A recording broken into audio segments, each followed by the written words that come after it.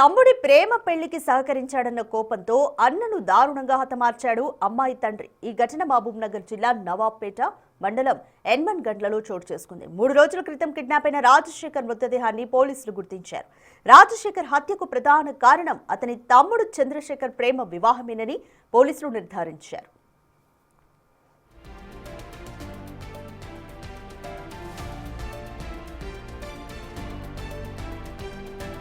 చంద్రశేఖర్ స్వగ్రామమైన ఎల్లంపల్లికి చెందిన ఓ యువతిని ప్రేమించాడు. ఈ నెల 8న తాను ప్రేమించిన యువతితో కలిసి ఇంట్లో నుండి వెళ్లిపోయి వివాహం చేసుకున్నాడు చంద్రశేఖర్.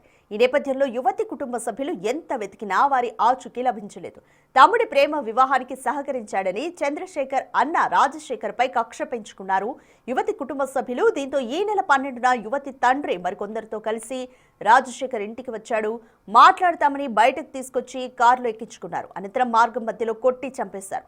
తర్వాత నవాబుపేట మండలంలోని ఎన్మన్ గండ్ల సమీపంలో రోడ్డు పక్కన చెట్ల పొదల్లో మృతదేహాన్ని పడేసి పెట్రోల్ పోసి నిప్పంటించారు.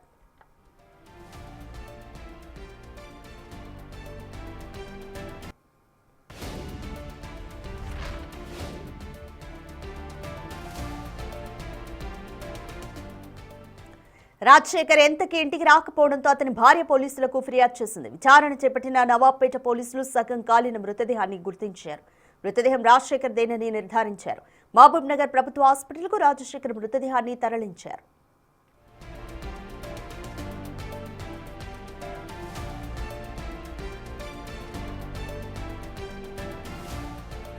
తన భర్తను అన్యాయంగా చంపేశారని మృతుడి భార్య ఆవేదన వ్యక్తం చేస్తోంది. మాట్లాడదామని బయటకు తీసుకెళ్లి దారుణంగా హత్య చేశారని కన్నీరు మున్నీరుగా విలపిస్తోంది. తన భర్తకు పట్టిన గతి నిందితులకు పట్టాలని మృతుడి భార్య వాణి డిమాండ్ చేస్తుంది.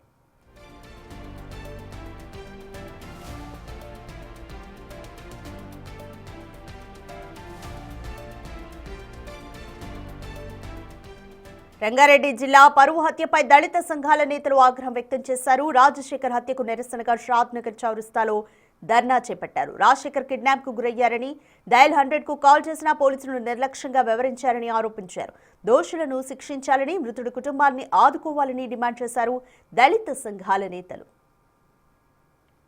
గ్రామంలో రాజశేఖర్ అనే వ్యక్తిని వాళ్ళ తమ్ముడు వాళ్ళు ఏదైతే కులాంతరంగా వివాహం చేసుకున్నారని చెప్పి వాళ్ళ తమ్మిని వాళ్ళ అన్నను ఏదైతే ఆ ఊర్లో ఉన్నటువంటి యాదవ్ సామాజిక వర్గం వాళ్ళు కుల అహంకారంతో వాళ్ళను కుట్రపూరితంగా వాళ్ళ అన్నను చార్నగర్లో నివసిస్తున్నటువంటి వ్యక్తిని తీసుకుపోయి హత్య చేసి రామపేటలో హత్య